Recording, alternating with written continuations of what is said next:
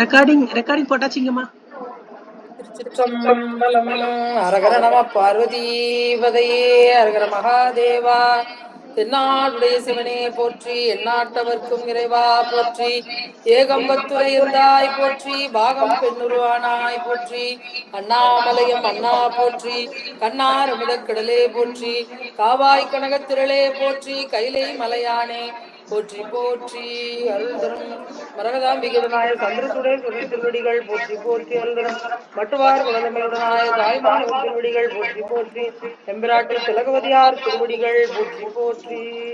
திருச்சிற்றம்பலம்.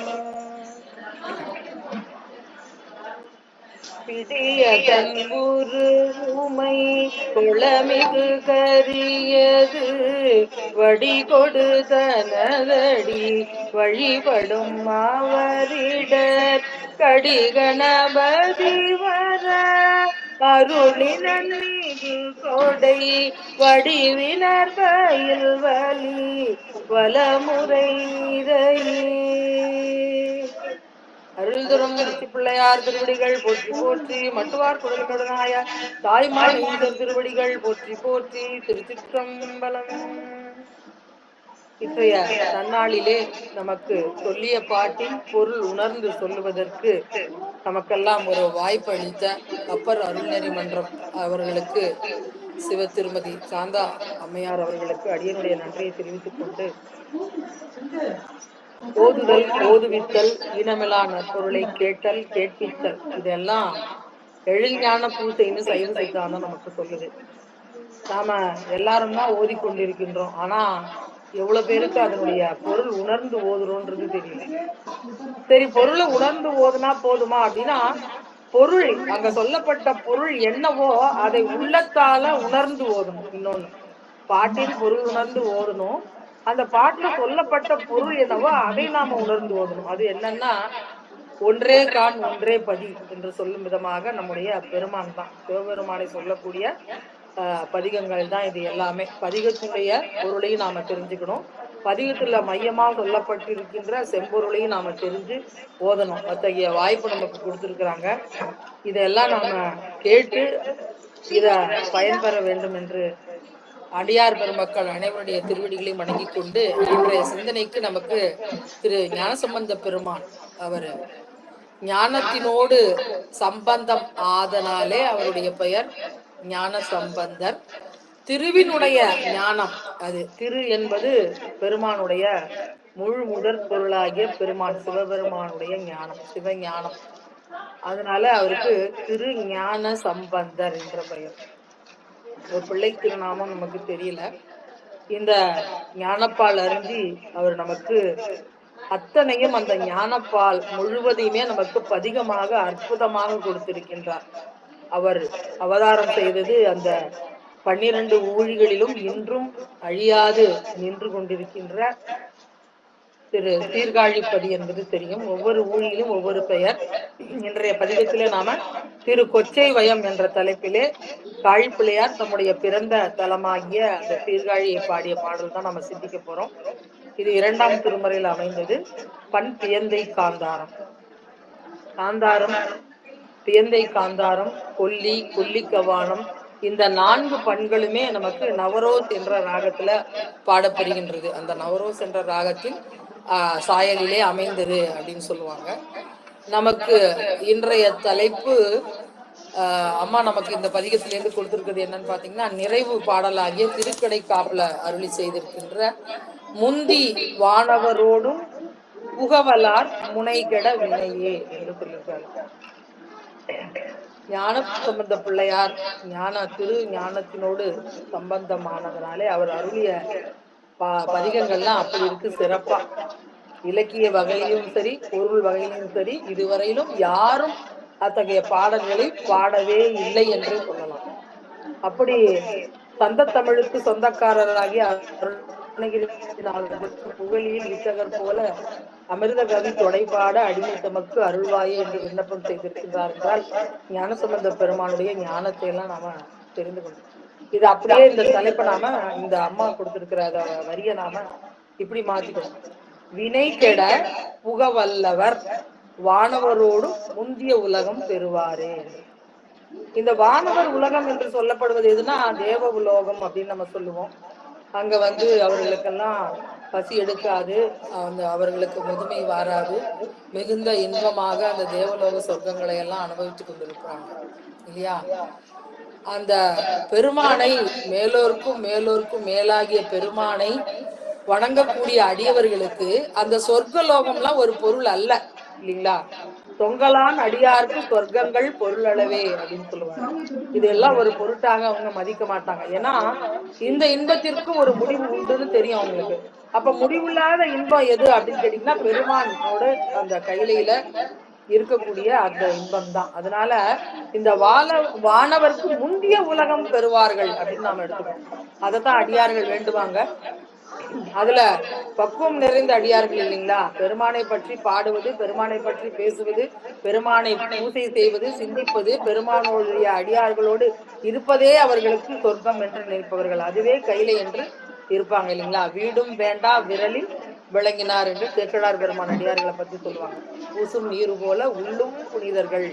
அவங்க வெளியில பூசியிருக்க நீர் மட்டுமே வெள்ளைன்னு நினைக்காதீங்க, அவங்க மனதிலும் வெள்ளை.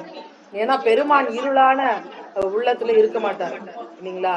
இருள் சேர் சிந்தை புகமாட்டான் பெருமான்.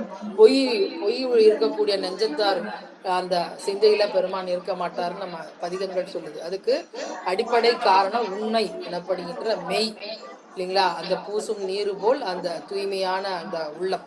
அப்படிப்பட்ட அடியார்கள் பெருமானை தவிர வேறு எதையும் வேண்ட மாட்டார்கள் என்று ஞானசம்பந்தருக்கு தெரியும். அதனாலும் ஒரு சாதனை செய்யணும்னா அந்த சாதனைக்குரிய பலன் என்ன அப்படின்னு சொன்னாதான் அந்த சாதனை செய்வதற்கு ஒரு ஊக்கம் ஏற்படும், ஒரு ஆர்வம் ஏற்படும். அதனாலதான் சைவ சித்தாந்தத்திலையும் அப்படிதான் வச்சாங்க. முப்பொருளாகிய வகை பசு பாதத்தை சொல்லி இந்த 3 பொருள்களிலும் பயன் பெறக்கூடிய பொருள் எது, மற்ற 2 பொருள்களால பயன் பெறக்கூடியது இந்த ஆன்மாதான்.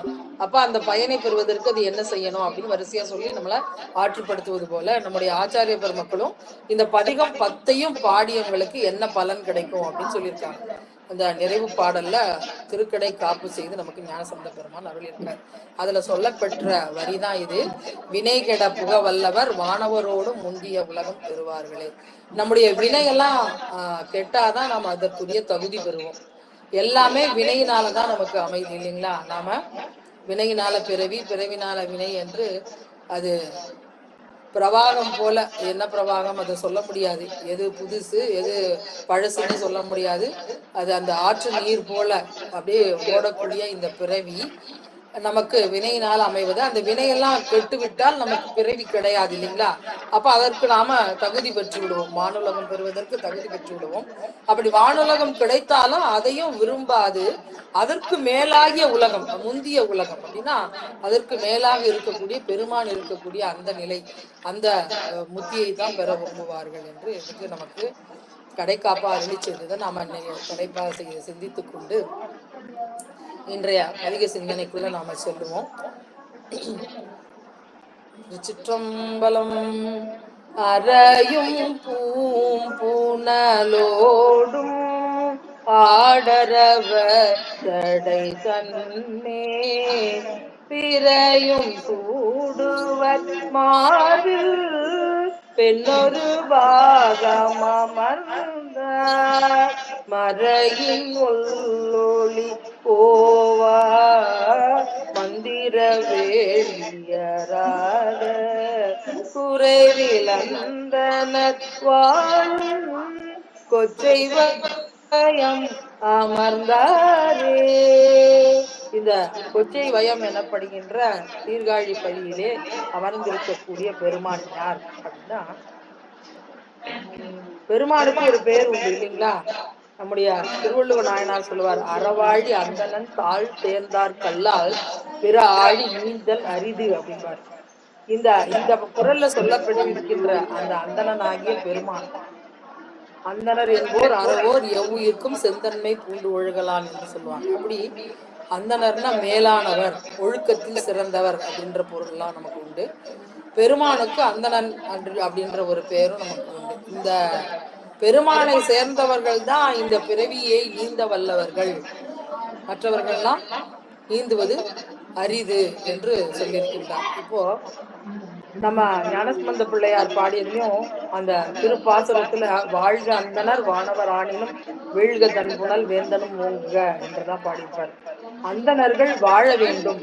இந்த மேன்மையான ஒழுக்கம் நிறைந்தவர்கள் மற்ற உயிர்களிடம் கருணை கொண்டு அவர்கள் இந்த கலியினுடைய துன்பத்திலிருந்து மீள்வதற்கு, துன்பம் இந்த உயிர்களை தாக்காத வண்ணம் அஞ்சி போய் மெலிய அழலோம்பும் அப்பூதி கொஞ்சி பூவாய் நின்ற தேவடியாய் கோடியையே என்று சொல்லுவார்கள். இன்று அப்பூதி நாயனாருடைய குருபூசை. நாம அப்பூதி நாயனாரையும் நம்ம சிந்திச்சுக்கணும் இல்லைங்களா? அவங்க அந்தனர் குலத்துல வந்தவங்க உலக நன்மைக்காக எப்போதும் முப்போதும் தீ வளர்த்து மற்றவர்களுடைய நன்மைக்காக அதை செய்பவர்கள், எந்த பலனும் எதிர்பார்க்காதவர்கள், உயர்ந்த அந்த பண்புடையவர்கள். அதனால அந்த அந்தணர்கள் வாழக்கூடிய இந்த கொச்சை வயம் என்று அதை சொல்றாரு. அந்தணர்கள்னா நமக்கு தெரியும், மறை ஓதக்கூடியவங்க. மறை என்பது அந்த சந்தஸ் எனப்படுகின்ற அந்த ஓசையிலே, அந்த சந்தத்திலே ஓத வேண்டும். அதை ஓதக்கூடிய ஒலி என்று ஒன்று வைத்திருக்கின்றார்கள். அந்த ஒலி மாறாது ஓத வேண்டும். அந்த மறையின் ஒல்லொளி ஓவா அந்த அந்தணர்கள் நிறைய இருக்கிறதுனால அந்த கொச்சை வயம் பதியெங்கும், சீர்காழி பதியெங்கும் அந்த மறையினுடைய ஒலி கேட்டுக்கொண்டே இருக்கின்றது என்று சொன்னாங்க. அது மட்டுமல்லாது மந்திர வேள்வி அறாத அந்த மறையை ஓதி அவர்கள் செய்யக்கூடிய வேள்வி, எப்போதும் அந்த வேள்வி புகை எரிந்து கொண்டே இருக்கும், வந்து கொண்டே இருக்கும் ஒவ்வொரு அந்தனர் இல்லங்களிலும் அப்படின்னு. அப்படி அவர்கள் அந்த மந்திரங்களை திருப்பி திருப்பி ஓதுறதுனாலும் அந்த வேள்விகள் செய்யறதுனாலும் அவர்கள் என்றும் குறைவில்லாது இருக்கின்றவர்கள். அந்த மந்திரம் சொல்ல சொல்ல பாத்தீங்கன்னா அவங்களுக்கு ஒரு அந்த தேஜஸ் எனப்படுகின்ற ஒரு பிரகாசம், அந்த ஒளி பொருந்திய நிலையில அவர்கள் அந்த வைதிகாசாரத்திலும் அந்த யாக கிருத்தியங்கள்லயும் வேத அத்தியாயத்திலையும் குறைபாடு இல்லாம அவங்க அதை அனுசரிச்சு வருவதனால அந்த அழகும் குளிர்ச்சியும் அவங்கள பார்க்கும்போதே நமக்கு ஒரு மனசுல ஒரு சாந்தம் வரும். அப்படி இருக்கக்கூடிய அந்தணர்கள் அவர்கள் வாழக்கூடிய இந்த கொச்சை வயத்துல அமர்ந்தாரே பெருமான். அப்படி அமர்ந்த அந்த பெருமான் அவரோட அந்த வடிவத்தை நமக்கு சொல்றாரு. சிவன் உருவத்தை சொல்ற வகையில அறையும் பூங்குழலோடும் ஆடரவ தடைதன் மேல் பிறையும் சூடுவர். பெருமான் இந்த கங்கை பிரவாகமா ஓடக்கூடியது, மிகுந்த ஓசையோடு அந்த கடலொளி போன்ற அந்த ஓசையோடு அலைகளோடு ஓடக்கூடிய அந்த கங்கை, அந்த கங்கையை வச்சிருக்கிறார். கங்கையோடு சேர்த்து அந்த பாம்பையும் வச்சிருக்கிறார். அந்த பாம்பு எப்படி இருக்குன்னா ஒரு இடத்துல சும்மா நிக்குமானா அது நிற்காது, என்ன செய்யும், அது ஆடிக்கொண்டே இருக்கும். அப்போ இந்த கங்கையும் இறைச்சலோட இருக்கக்கூடியது, அந்த பாம்பும் ஆடக்கூடியது. இதையெல்லாம் நிலையாக தன்னுடைய தடை மேல பெருமான் நிறுத்தி வச்சிருக்கிறார். அறையும் பூம்புணலோடும் ஆடரவ சடை தன்மேல், இன்னொன்னு என்னன்னு கேட்டீங்கன்னா பிறையும் சூடுவர். பெருமான் அந்த சடையில பிறையும் சூடி இருக்கின்றார். அது மட்டும் அல்லாது மார்பில் பெண்ணொரு பாகம் அமர்ந்தார். தன்னுடைய ஒரு பாகத்துல அம்மா உமையம்மையை ஒரு பாகமாக வைத்துக் கொண்டிருந்தவர். அவர் எங்க இருக்கிறார் அப்படின்னு கேட்டீங்கன்னா இந்த கொச்சை வயத்தில் அமர்ந்திருக்கின்றார். இந்த கொச்சை வயம் எப்படி சிறப்புடையதுன்னா, மறையின் ஒல்லொலி ஓவா மந்திர வேள்வி அறாத குறைவில் அந்தனர் வாழக்கூடிய இந்த ஊர் புனித பதி இது திருக்கொச்சை வயம் என்று நமக்கு அருள் செய்கின்றார். அந்தணர்களை பற்றி இதுல சொல்லியிருக்கின்றார். அடுத்த பாடல்லையும் அவங்களை பத்தி தான் சொல்றாரு. துன்னத்தர் தோலோடு நூல் சேர் மார்பினர் துண்ணிய பூதர் கண்ணத்தர் வெங்கணலேந்தி கங்குலி நின்றார் ஆடுவர் கேடு எண்ணத்தர் கேள்வினல் வேள்வியராதவர் மாலரியோம்பும் வண்ணத்த வந்தனர் வாழும் கொச்சை வயம் அமர்ந்தாரே என்று இந்த கேள்வி நல் வேள்வி அறாதவர் என்று அந்த அந்தணர்களை சொல்றார். கேடில் எண்ணத்தர் என்று, யாருக்கும் மனதாலும் தீங்கு நினைக்காத அந்த எண்ணம் உடையவர்கள். அவர்கள் கேள்வி எனப்படுகின்ற அந்த வேதங்கள் சுதி அது என்று சொல்லப்படுகின்ற அதையெல்லாம் அவங்க திறம்பட பயின்றவர்கள், அதை கொண்டு வேள்வி செய்யக்கூடியவர்கள். அவர்கள் இந்த அந்தணர்கள் என்று சொல்லப்படுகின்றவங்க அவங்க வாழக்கூடிய இந்த கொச்சைவயம் என்று மீண்டும் அந்தணர்களை சொல்லி சிறப்பித்து சொல்றாங்க. மேம்பட்ட எரியோம்பும் தன்மையர் என்று சொல்ல தக்க கூடியவர்கள் இந்த அந்தனர். எரியோம்புதல்லே நிறைய இருக்கு இல்லைங்களா? நம்ம சொல்றோம் மூவகை முத்தி என்று சொல்றோம். முத்தியாளர் நான்மறையாளர் என்று தில்லையை பற்றி சொல்லும் போது நமக்கு அந்த பதிகத்திலே சொல்லுவார்.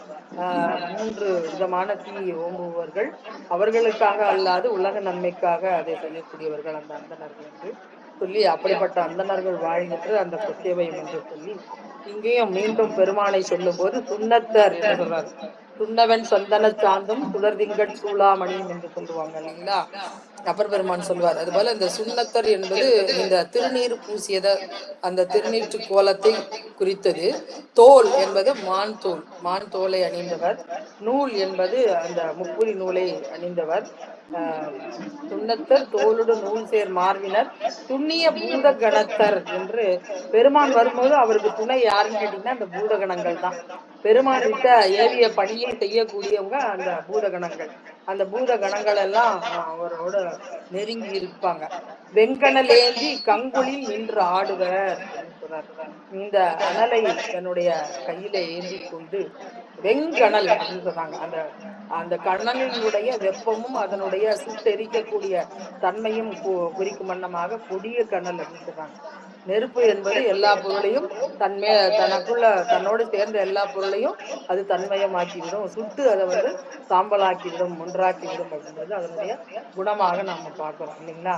அப்படி அந்த கனலை கையில், ஆனா அந்த கனல் அதனுடைய தொழிலை பெருமான்கிட்ட காட்டாமல் அப்படியே இருக்குது இல்லைங்களா? அடங்கி நிற்கின்றது. அந்த கனலை ஏந்தி கொண்டு ஆடுகின்றார். எப்ப ஆடுறார் அப்படின்னா இரவில். கங்குல் என்பது இரவு. கங்குலில் நின்று ஆடுவர் என்று பெருமானுடைய ஆட்டத்தை பத்தி சொல்றார். அவர் ஆடுவதெல்லாம் ஆன்மாக்களுக்கு அருள் செய்வதற்கு தான். அப்படி ஆடக்கூடிய பெருமான் எங்க இருக்கிறார் அப்படின்னா கேடில் எண்ணத்தராக எந்த வேதங்களை நன்கு உணர்ந்தவர்களும் நல்ல வேள்விகளை தவறாது செய்பவர்களும் மேம்பட்ட எரியோம்பும் தன்மையராக இருக்கக்கூடியவர்களும் கேடில் எண்ணத்தர் கேள்வி நல் வேள்வி அறாதவர் மாலரி ஓம்பும் வண்ணத்தர் வண்ணத்த அந்தனர் வாழும் கொச்சைவயம் அமர்ந்தாரே என்று சொல்கின்றார். இந்த பாடல்லே அந்தனரை சிறப்பித்து பெருமானுடைய அந்த அவருடைய அந்த உருவத்தை நமக்கு கண் முன்னாடி கொண்டு வந்து காட்டுகிறார். அடுத்த பாடல் பாலையன்ன வெந்நீர் பூசுவர் பல்தடை தாழ மாலையாடுவர் கீத மாமரை பாடுதல் மகிழ்வர் வேலை மால் கடல் ஓதம் வெந்திரை கரைமிசை விளங்கும் கோல மாமணி சிந்தும் கொச்சைவயம் அமர்ந்தாரே என்று பெருமான் அவரே மிக பண்ணோடு இசை பாடக்கூடியவர். பண்ணோடு பாடக்கூடிய இசையை மிக மகிழ்ந்து கேட்கக்கூடியவர் இல்லைங்களா? கீதத்தை மிக பாடும் அடியார்கள் குடியாக என்று சொல்லுவார். பன்னொன்ற இசைபாடும் அடியார்கள் குடியாக பெருமான் விளங்குகின்றார். தானே பண்ணோடு பாடிக்கொண்டிருப்பவர் இசை விரும்பும் கூத்தன் என்று பெருமானுக்கு ஒரு பெயர் உண்டு. அந்த கீத மாமரை பாடக்கூடியதை மிகவும் மகிழ்ந்து பெருமான் கேட்பார் என்று சொல்றார். அவர் எங்க இருக்கிறார் அப்படின்னா வேலை மால்கடல் ஓதம் வெண்டிரை கரைமிசை விளங்கும் இந்த பெரிய அந்த கடல், அந்த அலைகள் மோதக்கூடிய அந்த நகரம், அந்த கடலங்கரை மேல் மகோதை என்று சுந்தரமூர்த்தி நாயனார் சொல்லுவார். அதுபோல அங்க அந்த கடல்ல சங்குகள் அந்த முத்துக்கள்லாம் கரையில எரியுது அப்படின்னு சொல்லுவார். அப்படி வேகமா அந்த அலைகள் வருது அப்படின்னு. இங்க பாத்தீங்கன்னா நமக்கு அதே போல இந்த சீர்காழி பதி கடல் கரையில இருக்கக்கூடிய பதி. இங்கேயும் நமக்கு அந்த கடல் திரை அந்த அலை என்ன பண்ணுதான் வெண்திரை கரைமிசை விளங்கும். கரைமிசை கொண்டு சேர்க்குது எதை அப்படின்னு கேட்டீங்கன்னா கோல மாமணி சிந்தும் மிக உயர்ந்த சிறந்த ரத்தினங்களை, நீல ரத்தினங்களை, நீல மணிகளையும் ரத்தினங்களையும் கொண்டு அந்த கடல் இந்த கரை மேல சேர்க்கின்றது. அப்படி சேர்க்கின்ற கடற்கரையை உடைய அந்த கொச்சைவயம், அந்த கொச்சைவயத்துல அமர்ந்தார் யார் அப்படின்னா பெருமான். பாலையன்ன வெந்நீர் பூசக்கூடியவர். இந்த பவளம் போல் மேனியில் பால் வெந்நீர் அப்படின்னு சொல்றோம் இல்லைங்களா? அது போல அந்த திரு வெந்நீரை பூசியவர். பல்தடை தாழ மாலை ஆடுவர். பெருமானுடைய அந்த சடைமுடி, அந்த தாழ் சடையோட பெருமான் சிறந்த அந்த மாலையை அணிந்து கொண்டிருக்கின்றார். மாலை மாலை மாலை ஆளுவர் என்பது மாலையையும் குறிக்கும், அந்த மாலை காலத்தையும் குறிக்கும். நமக்கு அந்த சடை தாழ நடனம் ஆடுபவர் என்று சொல்றாரு. கீத மாமரை பாடுவதை மகிழ்ந்து கேட்கக்கூடியவர், அவர் அமர்ந்து இருக்கின்ற இந்த கொச்சை வயம் என்று சொல்லி கொச்சை வயத்தினுடைய சிறப்பை நமக்கு சொல்றாரு இந்த 3வது பாடல்ல. முதல் 2 பாடல்கள்ல அந்தணர்களை சொல்லி அவர்கள் வேள்வி வேட்பதையும் அவர்கள் மந்திரங்கள் சொல்லுவதையும் சொல்லி அந்த மந்திரங்களை எல்லாம் கேட்டு மகிழ்பவர் இந்த பெருமான் என்று இந்த பாடல் நமக்கு சொல்லியிருக்கார். அடுத்த பாடல் கடிகொள் பூவிள மத்தம் கமழ்தடை நெடுமுடி கணிவர் கொடிகள் பூசிய மார்பில் புனைவர் நன் மங்கையோர் பங்கர் கடிகொள் நீடொளி சங்கின் ஒளியோடு கலையொளி துதைந்து கொடிகளோங்கிய மாட கொச்சை வயம் அமர்ந்தாரே என்று சொன்னார். அந்த காலத்துல எல்லாம் வீடுகள்ல வந்து சங்கு மற்ற அந்த குழல் ஒளிகள் கதிர்கள் எல்லாம் வைத்து கொண்டு அவர்கள் இசைக்கக்கூடிய வழக்கம் இருந்தது. சங்கொலி என்பது மங்கள ஒளி, மங்களமான நிகழ்ச்சிகளிலே தங்கு இசைப்பது வழக்கம். இப்போ அதை வேற மாதிரி நாம புரிந்து வைத்துக் கொண்டிருக்கின்றோம். ஆனா தங்கொலி என்பது மங்கள ஒளி இல்லைங்களா? அப்படி இந்த ஞானசம்பந்த பெருமானுடைய அவதாரத்தை சொல்லும் போது சேக்கிழார் பெருமான் சொல்லுவாரு, அவர் அவதாரம் செய்த போது அந்த சீர்காழி பதியிலே அவரவர் இல்லங்களிலே இருந்த அந்த பன்னியங்கள் எல்லாம் தானாகவே முழங்கின அப்படின்னு சொல்லுவார். அந்த இசைக்கருவிகள்லாம் தானாவே இசைத்ததான் ஞானசம்பந்த பெருமான் அவதாரத்தின் போது. அது ஒரு அற்புத செயல் இல்லைங்களா? ஞான குழந்தை, அந்த ஞானமே வடிவாகிய ஞானத்தின் திருவுருவை நான்மறையின் தனி குழந்தை வானத்தின் இசையன்றி மண்ணின் வளர் மதிக்குழந்தை என்று சொல்லுவார். எனக்கு மலர் குழந்தை என்று சேக்கிழார் பெருமான் சொல்வது போல அந்த ஞானத்தின் திருவுருவாகிய ஞானசம்பந்த பிள்ளையார் அவதாரம் செய்த போது தானாகவே அந்த இசைக்கருவிகள் எல்லாம் முழங்கின அப்படின்னு சொல்லுவாங்க. பல்லியம் இயம்பும் அப்படின்னு சொல்ற விதத்துல இந்த சங்கின் ஒளி ஓடு கலை ஒளி மற்ற அந்த கருவிகள் எல்லாம் எல்லாமே முழங்கி இருக்கக்கூடிய அந்த ஊர் என்று அந்த சீர்காழி பதியை சொல்றாரு. கொடிகள் ஓங்கிய மாடம், அந்த மாடங்களிலெல்லாம் வந்து பெருமானுடைய அந்த கொடியை அவர்கள் வைத்திருந்தார்கள் என்று சொல்றாங்க. மாடங்கள் கொடிகள் விளங்கும் நீண்ட கொடிகள் விளங்கும் மாடங்களை உடையதுமான அந்த கொச்சை வயம். இந்த ஒலிகள் எல்லாம் எங்க மங்கள ஒலிகள் எல்லாம் எங்க ஒலிக்குது அப்படின்னு கேட்டீங்கன்னா, இந்த வீடுகளில் மணவிழா நடக்குது இல்லைங்களா? அந்த வீடுகள்ல நீண்டு ஒலிக்கக்கூடிய பங்குகளின் ஒளியோடு மற்ற வாத்தியங்களினுடைய ஒலிகளும் சேர்ந்து ஒலிக்கக்கூடிய அந்த கொச்சை வயம் மிகுந்த உயர்ந்த கொடிகளோடு உள்ள மாடங்களோடு விளங்கக்கூடிய வீடுகளினுடைய அந்த கொச்சை வயம் அமர்ந்த பெருமான். அவர் எப்படி இருக்கார் அப்படின்னா, கடிகொள் பூவிள மத்தம் கமழ்தடை நெடுமுடி கணிவார். இந்த பூவிளம் என்பது வில்வம், மத்தம் என்பது ஊமத்த மலர். அந்த வாசனை நிறைந்த அந்த ஊமத்த மலரில் அதுலயும் ஒரு வாசனை இருக்கும் கண்டிப்பா. அந்த மலரை ரொம்ப பெருமான் விரும்பி அணிவது, தன்னுடைய தடைமுடி மேல அந்த ஊமத்த மலரை சூடியிருக்கிறத நம்ம பார்க்கலாம். நிறைய உற்சவர் திருமேனிகள்ல பாத்தீங்கன்னா தெரியும். அப்படி அந்த ஊமத்த மலரும் பூவிலமும் சேர்ந்த அந்த மாலைகளை வந்து சடையின் கண் சூடியிருப்பவர் கமல் சடை என்று சொல்றார். நெடுமுடிக்கு அணிவார். அந்த கன்னிகளாகிய அந்த மாலைகளை வில்வம் பூவிளம் முதலிய அந்த ஊமத்த முதலிய மலர்களை தன்னுடைய சடையில் சூடியவர். கொடிகள் பூசிய மார்பில், திருநீர் பூசிய மார்பின் கண் புனைவர் நன் மங்கையோர் பங்கர், அம்மையை ஒரு பாகமாக வைத்திருக்கக்கூடியவர். தன்னுடைய மார்பில பெருமான் திருநீர் பூசியிருக்கார் அப்படின்னு இதுல குறிப்பிட்டிருக்காங்க. அப்படி தன்னுடைய திருநீர் பூசிய மார்பில அம்மைக்கு ஒரு பாகம் கொடுத்து அம்மையை ஒரு பாகத்தோடு வைத்திருக்கக்கூடிய பெருமான்.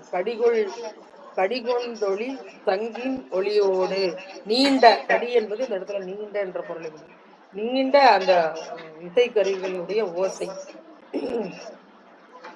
அது புதைந்து ஒலிக்கக்கூடிய அந்த கொச்சை வயத்திலே பெருமான் அமர்ந்திருக்கின்றார் என்று பெருமானை பற்றி சொல்லியிருக்கிறார் 4வது பாடல்ல. 5வது பாடல் ஆடல் மாமதி உடையார் ஆயின பாரிடம் சூழ வாடல் வெண்டலை ஏந்தி வையகம் இடுபலிக்கு உழல்வார். ஆடல் மாமட மங்கை அநீதிகள் பேடையோடு ஆடி கூடுதன் ஒழில் சூழ்ந்த கொச்சை வயம் அமர்ந்தாரே என்று சொல்றார். இந்த பெருமானை சொல்லும் போது இந்த கொச்சை வயம் எப்படிப்பட்டது அப்படின்னு கேட்டா, ஆடல் மாமட மங்கை. இந்த ஆடக்கூடிய மயில்கள், மயில் என்றாலே தெரியும் நமக்கெல்லாம் அழகான பறவை, தொகை விரித்து ஆடக்கூடியது என்று. அப்படி ஆடக்கூடிய அந்த மயில், தொகை விரித்து ஆடக்கூடியது ஆண்மயில், அந்த பெடை என்பது பெண்மயில். இந்த மயில்கள் எல்லாம் எங்க இருக்கும் அப்படின்னு கேட்டீங்கன்னா, நிறைய அடர்ந்த அந்த சோலைகள்ல தான் இருக்கும். மயில் மிகவும் அச்சப்படக்கூடிய பறவை அது. இது யாரையாவது வருவதை பார்த்தா உடனே அச்சப்பட்டு ஓடிவிடும். அப்படி அடர்ந்த சோலைகள் எல்லாம் வாழக்கூடியது அந்த மயில். ஆடக்கூடிய மயில்கள் தன்னோட பேடையோட சேர்ந்து இருக்கக்கூடிய வண்ணமாக பொழில்கள் சூழ்ந்த கொச்சை வயம், அந்த குளிர் சோலைகள் சூழ்ந்த கொச்சை வயத்துல இருக்கக்கூடிய பெருமான். ஆடன் மாமட மங்கை அணிதிகள் பேடையோடு ஆடி கூடு தன் பொழில் சூழ்ந்த கொச்சை வயம் அமர்ந்தாரே. இந்த கொச்சை வயத்தினுடைய பெருமையை பாதி பாடலையும் பெருமானுடைய பெருமையை அத முதல் 4 வரிகள்லயும் நமக்கு சொல்றாரு. அந்த பெருமான் எப்படி இருக்கிறாரு? ஆடல் மாமதி உடையார் ஆயின பாரிடம் சூழ வாடல் வெண்டலை ஏந்தி வையகம் இடுபலிக்கு உழல்வார் என்று பெருமானை பற்றி சொல்றார். பெருமான் இந்த மதியை சூடி இருக்கின்றார். இந்த மதி எங்க இருக்குது அப்படின்னா ஆகாயத்துல இருக்கக்கூடிய மதி இல்லைங்களா? ஆகாயத்துல உலாவி வரக்கூடிய மதி, அது வானவெளியில திரியக்கூடிய மதி. அந்த மதியை சூடி இருக்கின்றார். அப்படி சூடி இருக்கின்ற பெருமான் இந்த மதி எப்படி தெரிந்து கொண்டிருக்கின்றதோ அது போல இவரும் இந்த வாடல் வெண்டலை எனப்படுகின்ற அந்த பிரம்ம கபாலம் சொன்னீங்களா, ஊன் வற்றிய சதை வற்றிய அந்த பிரம்ம கபாலம், அதை ஏந்தி கொண்டு முற்றலாமை இள நாகமோடு என்ற இதுல சொல்வாரு. நமக்கு இந்த வற்றலோடு கலனா பலி தீரிந்து என்று நம்ம முதல் பாடல்ல நமக்கு அருளி செய்திருக்கின்றார். வற்றல் ஓடு, ஏன்னா அந்த ஓடுல ஏதாவது சதைகள் இருந்தா மற்ற பிராணிகளுக்கு அது உணவாகும். அது யாருக்குமே பயன்படாத வற்றல் ஓடு, ஒன்னுத்துக்குமே பிரயோஜனம் இல்லாத வற்றல் ஓடு, அதை கையில ஏந்தி கொண்டு பெருமான் பலி திரிகின்றார். அந்த வற்றலோடு எதற்கு அடையாளம் என்றால் ஆணவத்திற்கு அடையாளம். அந்த நான்முகனுடைய ஆணவத்தை ஒடுக்குவதற்காக அவனுடைய 5வது தலையாகிய அதை பெருமான் கிள்ளியதெல்லாம் நமக்கு தெரியும் அந்த சரித்திரம். அதுல இருந்த ஊனும் வற்றி அந்த வெறும் ஓடு, அந்த ஓடை எடுத்துக்கொண்டு வாடல், அதான் வாடல் வெண்டலை, ஊன் வற்றிய வெண்டலை ஏந்தி வையகம் இடுபலிக்கு உழல்வார். இந்த வையகத்துல இருக்கக்கூடிய மக்கள், ஆன்மாக்கள், மகளிர் எனப்படுவது ஆன்மாக்கள் சொல்லுவாங்க. அந்த மகளிர் இடக்கூடிய பிச்சைக்கு உழல்வார். மகளிர் என்பது ஆன்மாக்கள் தன்னுடைய தமக்கு குற்றமாக இருக்கக்கூடிய அந்த குணங்களை எல்லாம், ஆணவத்தை எல்லாம் நாம நீக்க வேண்டும் என்பதை தெரிந்து அத பெருமானுக்கு நாம பிச்சையாக இட வேண்டும். இப்போ நாம பிச்சைக்கு இடுவதும் அப்படிதான் இல்லைங்களா? நாம நமக்கு என்ன அது எஞ்சி இருக்கின்றதோ அதை தான் பிச்சைக்கு போடுவோம். நமக்கே இல்லாம அதை பிச்சைக்கு போட மாட்டோம். அதுதான் நம்முடைய இயல்பு. அதுபோல நமக்கு எது தேவையில்லாது இருக்கின்றதோ அந்த தீய குணங்கள் அவையெல்லாம் நமக்கு நம்முடைய உய்வதற்கு தடையாக இருக்கக்கூடியது, அதையெல்லாம் தான் பெருமான் பிச்சையாக இருக்கின்றார். அப்படி எப்படி அந்த அந்த மண்டையோட்டிலே ஊனும் இல்லாது அது வற்றிய ஓடாக இருக்கின்றதோ அதுபோல நம்மிடம் இருக்கின்ற அந்த கெட்ட குணங்களை, ஆணவம் எனப்படுகின்ற நம்முடைய மாசுக்களை எல்லாம் நீக்கிக் கொள்வதற்கு அந்த வற்றிய ஓடு நமக்கு பயன் தருகின்றது பாருங்க. அது போல நாமும் நம்முடைய இதெல்லாம் நீக்குவதற்கு தான் பெருமான் அந்த பிச்சாடனரா வர்றார். நம்முடைய குணங்களை, நம்முடைய கெட்ட மாசுக்களை எல்லாம் நீக்கிய பிறகு நாம சுத்தமாயிருவோம். நம்ம சொன்னது மாதிரி வினை கெட அந்த தகுதி பெற்றுவிடும். வினை தீரின், பெரிய வினை தீரின் என்று நமக்கு சித்தாந்தத்தில் சொல்லுவாங்க. அந்த மகாரம் நகாரம் அவையெல்லாம் சேர்ந்திருக்கக்கூடிய ஆன்மாவாகிய யகாரம் அவையெல்லாம் நீங்கிய பிறகு திருவருளோடு சேர்ந்து வகாரத்தினோடு சேர்ந்து சிகாரத்தை அடையும் என்பது போல இந்த பெருமான் இந்த பலியேற்று திரிவதெல்லாம் நம்முடைய குற்றங்களை களைந்து குற்றங்களை தான் வழியாக ஏற்று வருகின்றார். அதை நம்ம எல்லாரும் நல்லா உணர்ந்து கொள்ளணும். அதெல்லாம் நமக்கு பெருமானை கொடுக்கும். நாம சுவாமிக்கு நைவேத்தியமாக கொடுப்பது அதுதான். பெருமானுக்கு ஒன்றும் பசி கிடையாது, நாம கொடுக்கிற பண்டங்களினால அவர் இன்புறுவது கிடையாது. அவர் கேட்பதெல்லாம் நம்முடைய கெட்ட குணங்களை நம்மிடமிருந்து நீக்க வேண்டியவற்றை நாம அவருக்கு அர்ப்பணமாக கொடுக்க வேண்டும். அவர்தான் தேவர்களுக்கு துன்பமாக அந்த நஞ்சை ஏற்றுக்கொண்டார் இல்லையா? அவர் ஏற்றுக்கொண்டு அவர்களுக்கு நலமளித்தார். அதுபோல நம்மிடம் நஞ்சாக இருக்கக்கூடியவற்றை எல்லாம் பெருமானிடம் ஒப்படைத்து விட்டு நாம நலம் பெற வேண்டும். நலம் என்பது எல்லா நலத்திலும் பெரு நலமாக இருக்கக்கூடிய அந்த வீடு வேறு. அதற்காக தான் பெருமான் இவ்வளவும் அதை சொல்றாரு. இந்த பிரமன் ஓட சொன்னதுனால நமக்கு நம்முடைய ஆணவத்தையும் நீக்குவதற்கு அந்த ஓடு பெருமான் கையில ஏந்தி அது நமக்கு துணை செய்கின்றது. அடுத்த பாடல்ல மண்டு கங்கையும் அறவும் மல்கிய வார்சடை தன்மேல் துண்ட வெண்பிறை அணிவர் தொல்வரை வில்லதுவாக விண்டவர் தானவர் அரணம் வெவ்வழல் எரிகொள விடைமேல் கொண்ட கோலமதுடையார் கொச்சை வயம் அமர்ந்தாரே என்று சொல்ல இந்த முப்புறம் இருக்கிறத நமக்கு இந்த பாடல்ல ஞானசம்பந்த பெருமான் சொல்றாரு. விண்டவர் தானவர் அரணம். தானவர் என்பது அந்த அசுரர்களை குறித்தது. அசுரர்கள் அந்த முப்பராதி அசுரர்களையும் பெருமான் எரித்தார் இல்லையா? அதை சொல்றாங்க. அப்படி எரித்த பெருமான் விடைமேல் கோலமது கொண்ட கோலமது உடையார். இந்த விடைமேல பெருமான் இருக்கக்கூடிய காட்சியை தான் நம்ம கைலை காட்சி என்று சொல்லுவோம். நாயன்மார்களுக்கு அருள் செய்ய பெருமான் வந்தபோது இந்த விடைமேலதான் அம்மையப்பராக அவர்களுக்கு அருள் செய்தார் அப்படின்றத பார்க்கிறோம். பெருமான் நாயன்மார்களுடைய அந்த தூய்மையை புடம் போடுவதற்காக, சோதனைக்கு இல்ல, புடம் போடுவதற்காக. புடம் போடதான் தங்கம் மின்னும், அதனுடைய தரம் உயரும் அப்படின்னு சொல்லுவாங்க. இப்ப நம்ம போய் தங்கம் வாங்க போனோம்னா பழைய தங்கம்லாம் இருந்துச்சுன்னு வச்சுக்கோங்களேன், அதை நல்லா உருக்கிட்டு வாங்கன்னு சொல்லுவாங்க. உருக்கும் போது அதுல இருக்கக்கூடிய மாசுகள் எல்லாம் எரிந்து அது தூய்மையாகும். அப்படி அந்த எரிக்க எரிக்க எரிக்க அதனுடைய தூய்மை அது மேம்பட்டு கொண்டே வரும். இருக்கக்கூடிய மாசுகள் எல்லாம் அது எரிந்து போய்விடும். அதுபோல இந்த நாயன்மார்களுக்கு பெருமான் அவர்களை தூய்மைப்படுத்துவதற்காக தனியா வருவாரு. ஆனா அருள் செய்ய வரும்போது விடைமேல அம்மையப்பராகத்தான் வருவார். அதனால சிவபெருமானை வணங்கக்கூடிய எல்லோருக்கும் வரக்கூடிய துன்பங்கள் எல்லாம் நாமெல்லாம் புடம் போடப்படுகின்றோம் அப்படின்னு நம்ம நினைக்கிறோம். துன்பமா நினைக்காது. இந்த பெருமானை வணங்கணும், நமக்கெல்லாம் இவ்வளவு துன்பமா வருதே அப்படின்னா நாம எல்லாம் பெருமான் வீடு பேச்சுக்கு தகுதிப்படுத்தி கொண்டிருக்கின்றார் அப்படி நாம நினைச்சுக்கணும். அப்படி நினைத்து கொண்டு நம்மை நாமே தயாராக்கி கொள்ளணும் என்று சொல்லி அந்த விடைமேல் கொண்ட கோலம் என்பது நமக்கு கைலை காட்சியாக அருள் செய்யக்கூடிய காட்சி. அப்படி பெருமான் இந்த கொச்சைவயத்திலே அமர்ந்திருக்கின்றார் என்று சொல்வார். சீர்காழியில பாத்தீங்கன்னா நம்ம 3 நிலையில பெருமானை வணங்கலாம்.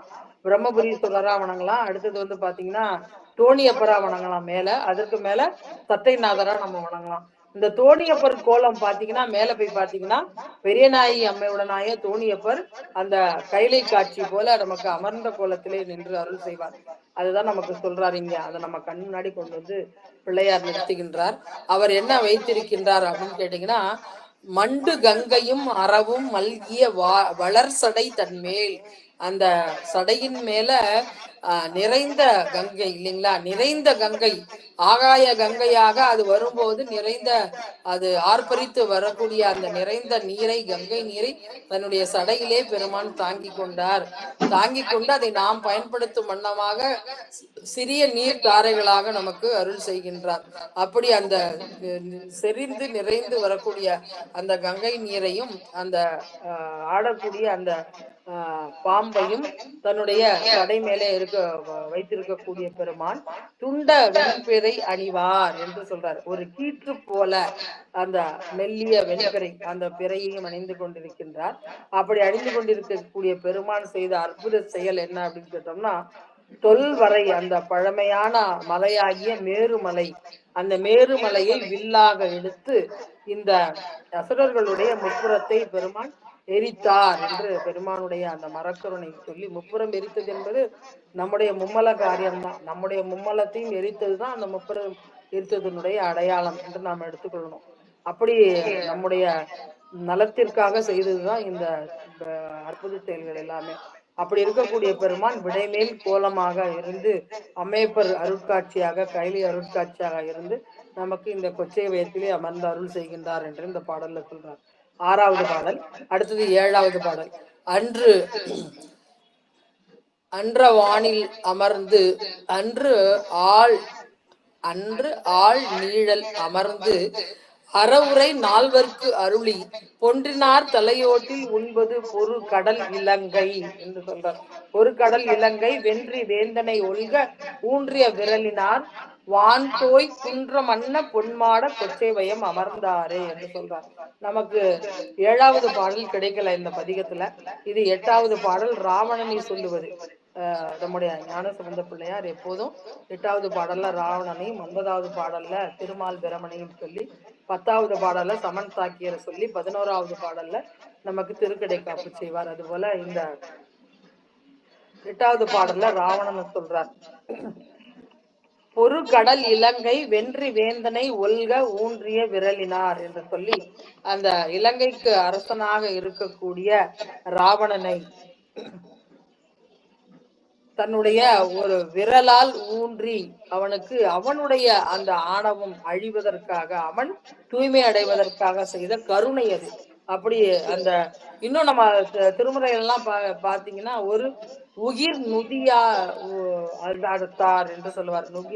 நுகிர் என்ற அந்த நகம், அந்த நகத்தினுடைய நுனி பெருமான் காலை வைக்கல, விரலை வைக்கல, அந்த நகத்தினுடைய நுனியை மெல்லியதாக அப்படியே வைத்தது. அந்த பெருமானுடைய அந்த எல்லையற்ற ஆற்றல், அந்த வலிமைக்கு அந்த அந்த ஒரு நகத்தினுடைய நுனியே போதும். அந்த ஆற்றலையும் தாங்க முடியாது பராக்கிரமனான அந்த ராவணன், மிகுந்த பலசாலியான அந்த ராவணன் அந்த மலை கைலை மலை அடியிலே கிடந்து நசுங்கி அவன் அலறி அழுது கொண்டே இருந்தான்னு நம்ம பாக்குறோம் இல்லைங்களா?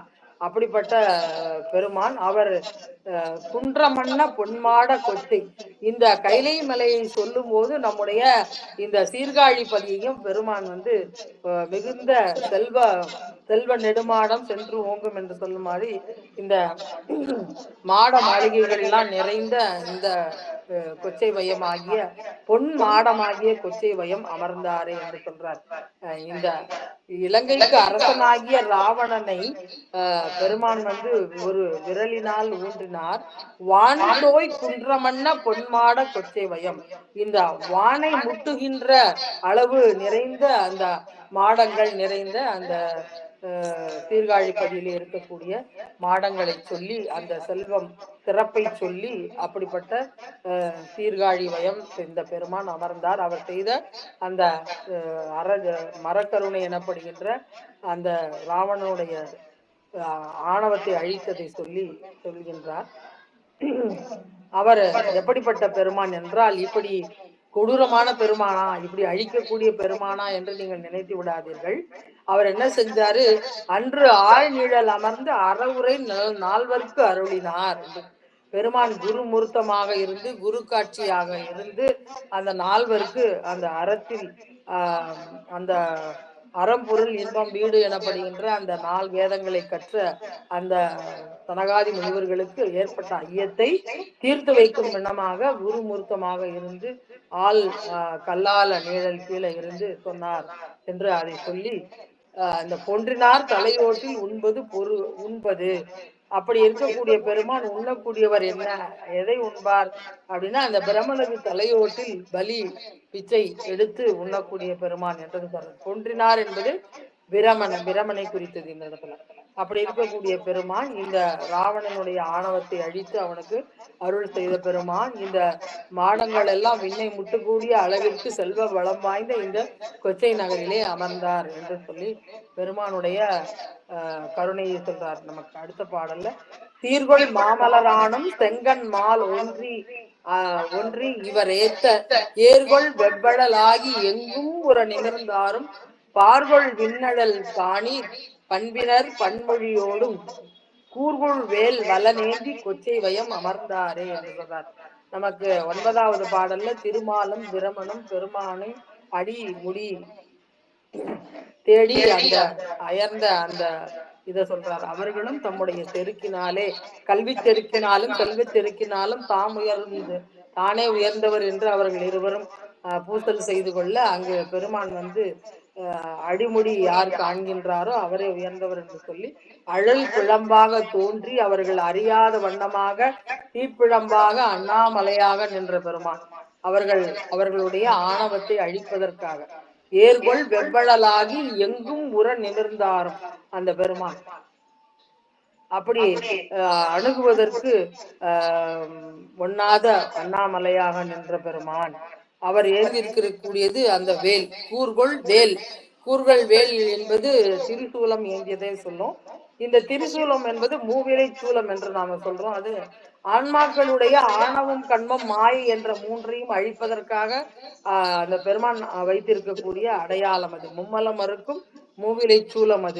அது வெற்றி சின்னம். ஆன்மாக்களுடைய மும்மலங்களையும் நீக்கி ஆன்மாக்களை தூய்மையாக்கி தன்னகத்தே சேர்க்கக்கூடிய செயலை செய்வதற்காக அதன் ஒரு அடையாளமாக அந்த சூலத்தை பெருமான் வைத்திருக்கின்றார். இதே போலதான் பெருமான் சூடக்கூடிய அந்த கொன்றையும் நாம சொல்லுவது பிரணவத்தின் அடையாளமாக அந்த கொன்றை பூவை பெருமான் சூடியிருக்கின்றார். வேறு யாரும் அந்த கொன்றை மாலையை அணிவதே கிடையாது. கொன்றை மலர் என்பது சிவபெருமானுக்கு மட்டுமே உரியது. அது சொல்லக்கூடிய தாற்பயமும் இதேதான். ஆன்மாக்களிடம் இருக்கக்கூடிய மலங்களை நீக்கி ஆன்மாக்களை தன்மயமாக்கக்கூடிய சிவமாக்கக்கூடிய செயலுக்கு அடையாளமாக அதை அணிந்திருக்கின்றார் என்று சொல்லுவோம். பெருமான் காலில் அணிந்திருக்கக்கூடிய கழலும் சொல்லுவது அதேதான். இந்த ஆன்மாக்களை வெற்றி பெற இந்த ஆணவம் கண்மம் மாயையிலிருந்து அவைகளை எல்லாம் நீக்கி அவைகளெல்லாம் இந்த ஆன்மாக்கள் பெருமானுடைய துணையோடு வென்று பெருமானுடைய திருவடியை அடைவதற்காக அதான் வெற்றி கடல் அப்படின்னு சொல்லுவாங்க. வெற்றி பெற்றவர்கள் அடையாளமாக அணிவது அந்த கடல் என்று சொல்லுவாங்க. அதை பெருமான் அணிந்து கொண்டிருக்கின்றார் ஆன்மாக்களுக்காக என்று. பார்கொள் விண்ணழல் காணீர் இந்த பண்பினர் பெருமானை அட்டமூர்த்தமாக நம்ம சொல்லுவோம் இல்லைங்களா. நிலம், நீர், தீ, காற்று, ஆகாயம் என்ற ஐம்பூதமாகவும் சாமிதான் இருக்கிறார். இருநிலனாய் தீயாகி நீருமாகி இயமானனாய் காற்று நெறியுமாகி என்று மண்ணானாய் விண்ணானாய் மலையுமானாய் அப்படின்னு சொல்லுவாங்க. பாரிடை ஐந்தாய் பறந்தாய் போற்றி நீரிடை நான்காய் போட்டு சொல்லுவாங்க. நீரில் என் சுவை தீயில் வெம்மை காலின் ஊக்கம் கண்டோன் போற்றி அப்படின்னு நம்ம திருவாசகத்திலையும் படிக்கிறோம். இப்படி அட்டமூர்த்தத்துல பஞ்சபூதங்களாகவே பெருமான் இருக்கின்றார் அப்படின்னு சொல்றாரு. அதுல பார்வல் விண் அழல் காணீர் அந்த விண்ணையும் அழலையும் சொல்லி அதை நமக்கு மற்றவற்றை நாம அதை வருவித்து கொண்டு அதை எடுத்துக்கொள்ளணும் அப்படின்னு நமக்கு கொடுத்துருக்குறாங்க. பண்பினர் அப்படி இருக்கக்கூடிய அந்த ஐம்பூதங்களாகவே இருக்கக்கூடியவர். ஏன்னா பெருமான் வந்து ஒன்றாய் வேறாய் உடனாய் எல்லா இடத்துலையும் கலந்துருக்கிறத நம்ம சொல்றோம். சடப்பொருள்களோடு சித்துப்பொருள்களோடும் அவன் இரண்டரை கலந்திருந்தாதான் இந்த இயக்கமே நடக்கும் அப்படின்னு நமக்கு சைவ சித்தாந்தம் சொல்லு இல்ல. அப்போ இவன் எல்லாவற்றோட கலந்திருந்தாதான் அந்த சடப்பொருள்களை இயக்கவும் சித்துப்பொருள்களை செலுத்தவும், இது அறிவுடைய சித்துப்பொருளை அதை செலுத்தவும் நோக்கி செலுத்தவும் அவனால அந்த சங்கற்ப மாத்திரையில் அதை செய்ய முடியுது. அப்படி பெருமான் எல்லாமாக பெருமான் இருக்கின்றார் என்று சொல்லுவதுதான் நமக்கு அந்த இருநிலனாய் தீயாகி நீராமாகி என்று சொல்லப்படுகின்ற அந்த நின்ற திருத்தாண்டகம் என்று சொல்லுவோம். ஒருத்திர மந்திரத்துக்கு சமமான அந்த நின்ற திருத்தாண்டகம் ரொம்ப சிறப்பு. எல்லாம் நீயாக இருக்கின்றாய் என்று சொல்வதுதான், அது வேற ஒன்றும் இல்லை. அப்படி இந்த இடத்துல நமக்கு பெருமானுடைய அந்த தன்மையை சொல்லி கூர்கொள் வேல் வளநேந்தி கொச்சை வயம் அமர்ந்தாரே என்று சொல்லியிருக்கின்றார். சீர்கொள் மாமலரானம் செங்கன்மால் என்று இவர் ஏத்த ஏர்கொள் வெவ்வழலாகி எங்கும் ஒரு நிமிர்ந்தாரும் பார்வல் விண் அழல் காணீர் பண்பினர் பான்மொழியோடும் கூர்கொள் வேல் வளநேந்தி கொச்சை வயம் அமர்ந்தாரே. பான்மொழி எனப்படுகின்ற அந்த பண்ணின் நேர்மொழியாளோடு உமையாகிய அம்மையை தன் ஒரு பாகத்திலே கொண்டு அந்த சூலத்தை ஏந்தி கொண்டு இருக்கக்கூடிய பெருமான் இந்த கொச்சை வயத்திலே அமர்ந்திருக்கின்றார். பால் போன்ற மொழி பேசக்கூடிய அம்மை அதான் பான்மொழியோடும் என்று அந்த கொடுத்துருக்குறாங்க.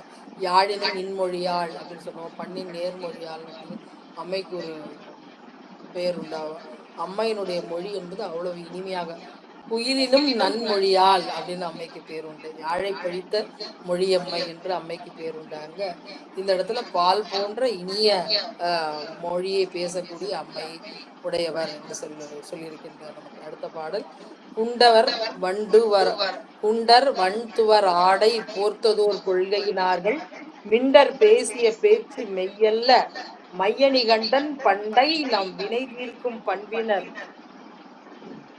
ஒன் கொடியோடும் கொண்டல் சேர் மணிமாட கொச்சை வயம் அமர்ந்தாரே என்று இங்க சொல்லியிருக்கின்றார். இந்த மேகம் என்பது பயனுள்ள மேகம் என்று சொன்னா அதை கார் மேகம் தான் நம்ம சொல்லுவோம். மற்ற மேகங்கள்லாம் நமக்கு பயன் கொடுக்காதது. வெள்ளையா இருக்கக்கூடிய மேகம்லாம் மேகமா இருக்கும். அந்த மேகங்கள் எல்லாம் ஒன்றா சேர்ந்து தூள் கொள்ளும் போதுதான் அது கரிய நிறத்துல கருநிற மேகமா மாறி மழையை பொழியக்கூடியது. அதுபோல நம்முடைய பெருமான் எப்படி இருக்காரு, நமக்கெல்லாம் மழையாக அருளை பொழியக்கூடிய பெருமானாக இருக்கின்றார். அவர் அதை குறிக்கும் வண்ணமாக அந்த கார் மேகங்கள் தூழக்கூடிய அந்த மாட மாளிகைகளுடைய அந்த கொச்சை வயம், அந்த கொச்சை வயத்திலே தன்னோட அம்மையோடு ஒன் கொடியோடும் என்று அம்மையை சொல்லியிருக்காங்க. அம்மையோடு அமர்ந்திருக்கின்றார் உமையம்மாறாடு. அந்த ஒளி பொருந்திய அந்த கொடி போன்ற அம்மை என்று ஒன் கொடி என்று அம்மையை சொல்லியிருக்காங்க. அம்மையோடு இந்த மேகங்கள் தவழக்கூடிய மணிமாடங்களுடைய கொச்சை வயத்திலே அமர்ந்திருக்கின்றார் அந்த பெருமான். அந்த பெருமானை நாம வணங்கணும். அந்த பெருமானை வணங்கி நம்முடைய வினையெல்லாம் தீர்ந்து போகணும். நம்முடைய பிறப்பு இறப்பு சுழற்சி என்பது இனி நமக்கு வாராது. இறைவனுடைய திருவடியிலே நாம எப்போது இன்பமார்ந்து இருக்க வேண்டும் என்றால் நாம என்ன செய்யணும் அப்படின்னா அதுதான் சொல்லியிருக்காரு. மற்றவங்க எல்லாம் சொல்லுவாங்கல்ல, சிவபெருமானை கும்பிடாதீங்க, நடராஜரை வீட்டுல வச்சு வணங்காதீங்க, உருத்திராட்சம் போடாதீங்க, திருநீர் பூசாதீங்க. நீ திருநீர் பூசி உருத்திராட்சம் போட்டா நீங்க என்ன சாமியாரா, நீங்க எப்படி குடும்ப வாழ்க்கையில இருப்பீங்க, அப்புறம் எப்படி இந்த வாழ்க்கையை தானே வாழணும், இதுதானே நமக்கு தேவை அப்படின்லாம் நிறைய பேர் நம்மளை என்ன செய்வாங்க, நம்முடைய தெளிந்த சிந்தையும் மீண்டும் குழப்புவதாக அவர்களுடைய சொற்கள் இருக்கும். அதெல்லாம் நம்ம கேட்கக்கூடாது இந்த காலத்துல, இல்லைங்களா? வாங்க அந்த கோயிலுக்கு போகலாம், இந்த சாமியாரை பார்க்க போகலாம், இந்த பரிகாரம் பண்ணா இது சரியாயிருமா அப்படின்னு சொல்றத இந்த காலத்துக்கு நம்ம அதை பொருத்தி பார்த்துக்கணும். அந்த காலத்துல இருந்தவங்க இதே போல சிவபெருமானை அது கடவுள் இல்லை என்று சொல்லி பெருமானை இகழ்ந்து பேசியவர்கள் யாருன்னா சமணர்கள், சாக்கியர்கள். அவங்க ரெண்டு பேரும் வன்மையாக அந்த மதங்கள் ஞானசம்பந்த பெருமான் காலத்துல பெரும்பான்மையாக ஆக்கிரமிப்பு செய்திருந்தது. மக்களையும் மன்னர்களையும் மன்னர்களையும் அவர்கள் பிடித்து கொண்டார்கள். பாண்டிய நாடே சமணத்துல இருந்தது நமக்கு தெரியும். ஞானசம்பந்த பிள்ளையார் கருணையினாலதான் மீண்டு வந்தது பாண்டிய நாடு. அப்படி அந்த குண்டராகிய சமணர்களும் வன் துவர் ஆடை போர்த்ததோர் கொள்கையினார்கள். இந்த துவர் ஆடை என்பது கல்லாடை எனப்படுகின்ற அந்த காவி ஆடை, இல்லைங்களா? அந்த துவர் ஏற்றப்பட்ட அந்த காவி ஆடையை பொறுத்து கொண்டிருக்கின்றவங்க, காவி ஆடையை பொறுத்து வரவங்க சாக்கியர்கள், இல்லைங்களா? அவங்க புத்தர்ல ஒரு பிரிவினர். அவங்க பேசக்கூடிய பேச்சுக்களை நீங்க மெய் அல்ல, அது மெய் பேச்சு அல்ல, அது பொய். அவற்றை நீங்க கேட்டு உங்கள் சிந்தையை நீங்க குழப்பிக் கொள்ளாதீர்கள் என்று நமக்குன்னா அறிவுரை செய்கிறாரு.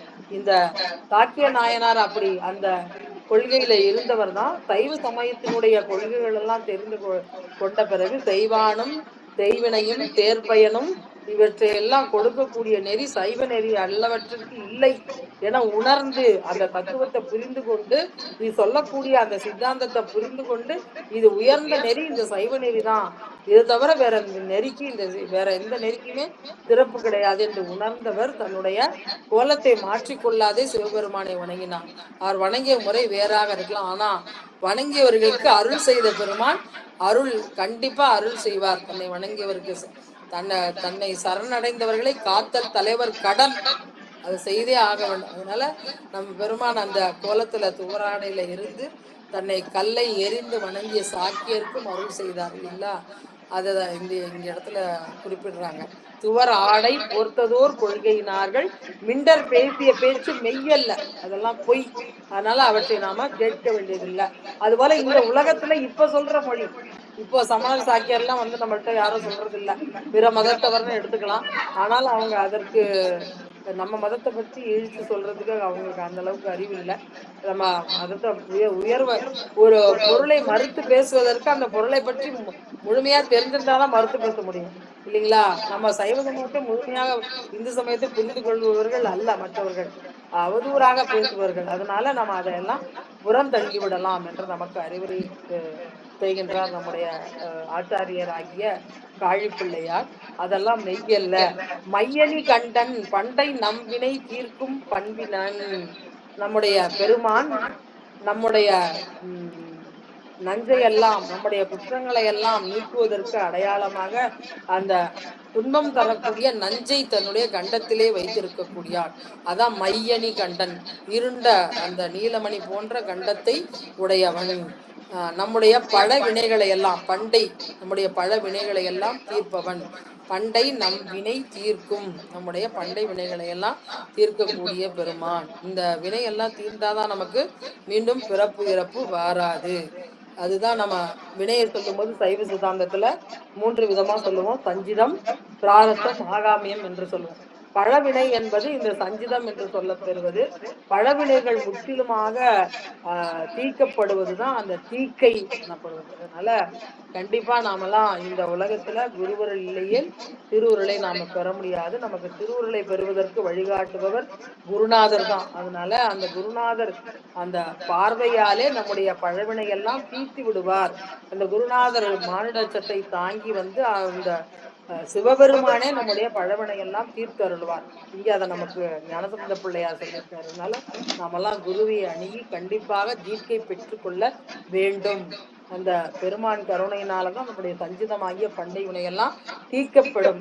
அந்த சஞ்சிதம் தீர்த்து விட்டால் நாம குருநாதர் அருளிய உபதேச மந்திரத்தை வைத்துக்கொண்டு அதை சாதனையாக நாம் செய்து கொண்டு பெருமானை வணங்கி கொண்டே வரும்போது நமக்கு இந்த தத்துவ ஞானமும் விளங்க பெற்று செய்வது எல்லாம் பெருமானுடைய செயல்.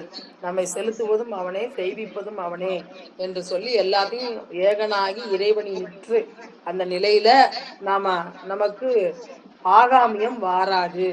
கொண்டு வந்துள்ள பிராரத்த வினை உடம்பு ஊழாய் அனுபவித்து கழிக்கப்படும். அப்ப நமக்கு 3 வினையும் தீர்ந்த காரணத்தினால நமக்கு மீண்டும் பிறப்பு வாராது. பெருமான் திருவடிக்கு செல்லக்கூடிய வாய்ப்பு நமக்கு கிடைக்கும். அந்த வாய்ப்பை நாம பெறுவதற்கு முயற்சி கண்டிப்பாக செய்ய வேண்டும். அதனால எல்லாரும் ஆச்சாரியரை அடைந்து கண்டிப்பாக தீக்கை செய்து கொள்ள வேண்டும் என்று சொல்லி எல்லாரும் திருவடியிலும் விண்ணப்பத்தை இந்த நேரத்துல வைத்துக் கொண்டு நாம நிறைவு பாடல்.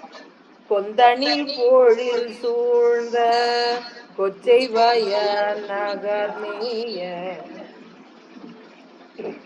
அந்த நன்னடியேற்றும் அருமறை ஞான சம்பந்தன் தந்தமாந்தழகாய தன் தமிழ் மாலை வல்லோர் போய் முந்தி வானவரோடும் புகழவர் முனை கெடவினையே. முந்தி வானவரோடும் புகழவர் முனை கெட வினையே. வினை கெட புக வல்லவர் முந்தி வானவரோடும் முனையே என்று இந்த தலைப்புக்கு அமைந்த வரி இந்த திருக்கடை காப்பிலிருந்து நமக்கு அம்மா கொடுத்திருக்கிறாங்க. இந்த கொந்தனி பொழில் சூழ்ந்த, அந்த பொழில்கள் எனப்படுவன மலர்கள் நிறைந்த சோலைகள். அதுல பாத்தீங்கன்னா அப்படியே கொத்து கொத்தாக மலர்கள் அழகாக பூத்து குலுங்குகின்றன. அப்படிப்பட்ட பொழில்கள் சூழ்ந்த அந்த கொச்சை நகர் கொச்சை பார்க்கக்கூடிய அவர்களுடைய கண்களுக்கும் கருத்துக்கும் ஒரு அழகாக இருக்கக்கூடிய, மனதை கவரக்கூடிய அந்த பொழில்கள் சூழ்ந்த கொச்சை வயநகர் மேய அந்தணன் அடியேத்தும். இந்த இடத்துல பெருமானை அந்தணன் என்று நமக்கு ஞானசம்பந்த பெருமான் சொல்லியிருக்காரு. அந்த பெருமானுடைய அந்தணனுடைய அடி சேர்ந்தவர்கள் தான் பிற ஆழிய நம்ம பிறவி கடலை நமக்கு நீந்த முடியும் என்று நம்முடைய வள்ளுவ நாயனார் சொன்னதை இங்க நமக்கு சொல்றார். அடியேத்தும் அந்தணன் அடியேத்தும் அருமறை ஞான சம்பந்தன் சந்தமார்ந்து அழகாய தன் தமிழ் மாலை வல்லோர் போய்.